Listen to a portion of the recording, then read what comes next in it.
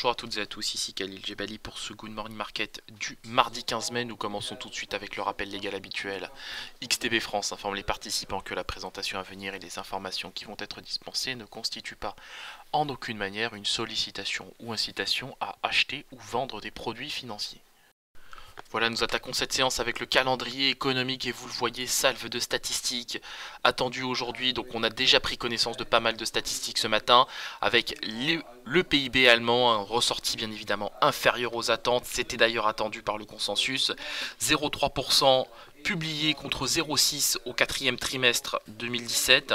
Même son de cloche pour le PIB en rythme annualisé, en progression de 1,6% toutefois contre 2,3% lors du trimestre précédent, lors du quatrième trimestre 2017. Alors évidemment ce ne sont pas des bonnes statistiques, ça explique d'ailleurs pourquoi les indices évoluent en ordre dispersé au moment où je vous parle. Donc effectivement, séance avec un véritable focus à réaliser aujourd'hui sur les statistiques en Europe continentale. Alors on aura bien évidemment les chiffres du chômage au Royaume-Uni dans quelques minutes, et il s'en suivra bien évidemment les chiffres du PIB au Royaume-Uni et d'autres statistiques majeures cet après-midi aux États-Unis. Je pense bien évidemment aux chiffres des ventes au détail. Alors on le rappelle, l'inflation la semaine dernière a déçu aux États-Unis, donc là il va pas falloir se rater. Je le rappelle rapidement, les ventes au détail sont attendues en hausse de 0,4% sur le mois d'avril, donc il ne faudra clairement pas se rater à ce niveau là aujourd'hui aux États-Unis. Allez, on attaque tout de suite avec l'analyse de la paire euro-dollar et on le voit, l'actif a cassé par le bas son canal ascendant.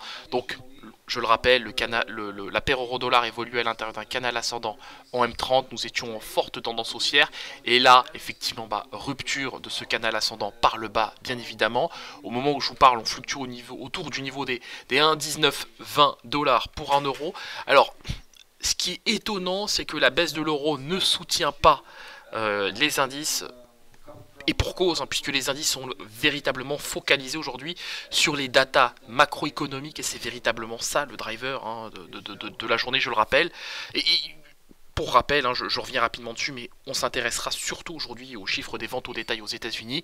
Ce sera véritablement le market mover de la paire euro-dollar pour ce mardi 15 mai. Voilà, on continue avec l'analyse du DAX 30 et vous le voyez, le DAX 30 lui aussi évolue en forte tendance haussière à l'intérieur d'un canal ascendant au-dessus des moyennes mobiles à 25 et 100 périodes.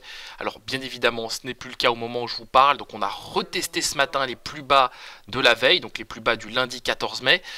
Pour l'instant on a réussi à tenir sur ces niveaux de cotation. Ce qui est intéressant, c'est qu'on a ouvert en gap baissier, qu'on a partiellement comblé, qu'on n'a pas encore tout à fait comblé d'ailleurs. Alors j'estime qu'on ne va pas aller de nouveau retester ce gap, ou plutôt essayer de combler ce gap.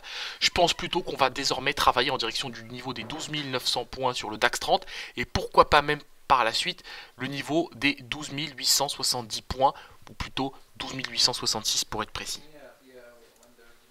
Voilà, on continue avec le gold, et le gold qui a bien évidemment invalidé le biais haussier que nous avions hier sur cet actif.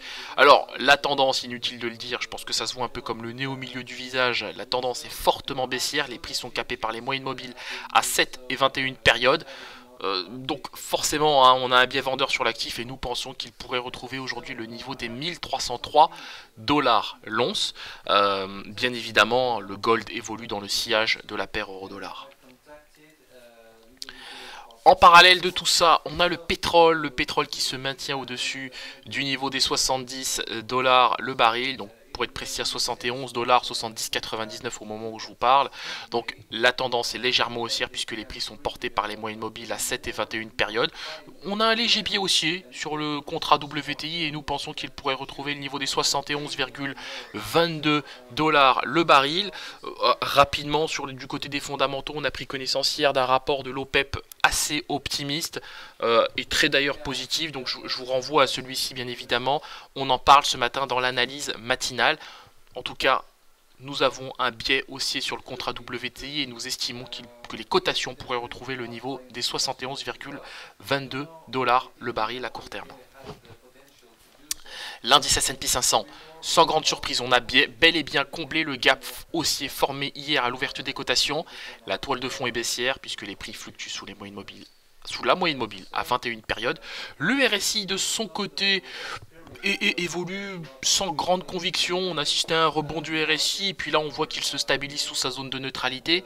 Donc en tout cas pour l'heure j'ai clairement un biais vendeur sur l'indice S&P 500 et je pense qu'il est susceptible de retrouver le niveau des 2716 points à court terme. Nous reviendrons bien évidemment sur cet actif aujourd'hui. Alors inutile de le répéter, mais je le fais quand même pour le principe. Le market mover de la journée sur cet indice sera bien évidemment les ventes au détail attendues aujourd'hui à 14h30, les ventes au détail aux États-Unis du mois d'avril, attendues en hausse de 0,4%. On ne doit pas décevoir à ce niveau.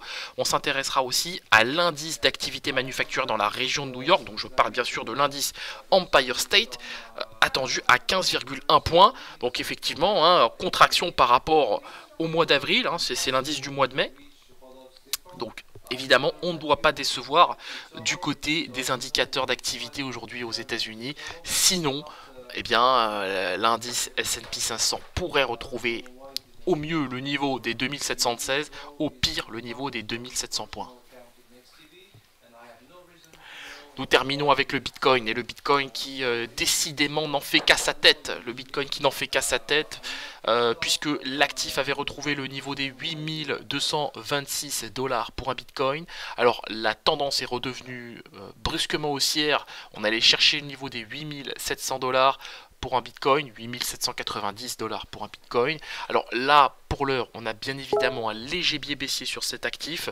On pense que les prix sont susceptibles de retrouver à court terme le niveau des 8590 $ pour un Bitcoin. Si on arrive à casser ce niveau de support, et bien là on pourra sans doute retrouver le niveau des 8400 $ pour un Bitcoin. Voilà, on se quitte sur cette note. On se retrouve bien évidemment aujourd'hui à 15h15 pour un point complet sur toute cette toile de fond. Alors on reviendra bien évidemment sur toutes les statistiques publiées ce matin et surtout sur les statistiques attendues cet après-midi. Je reviens une fois de plus sur les ventes au détail attendues aujourd'hui en hausse de 0,4%. Il ne faut vraiment pas se rater à ce niveau-là aujourd'hui. Voilà. Merci à vous et à tout à l'heure.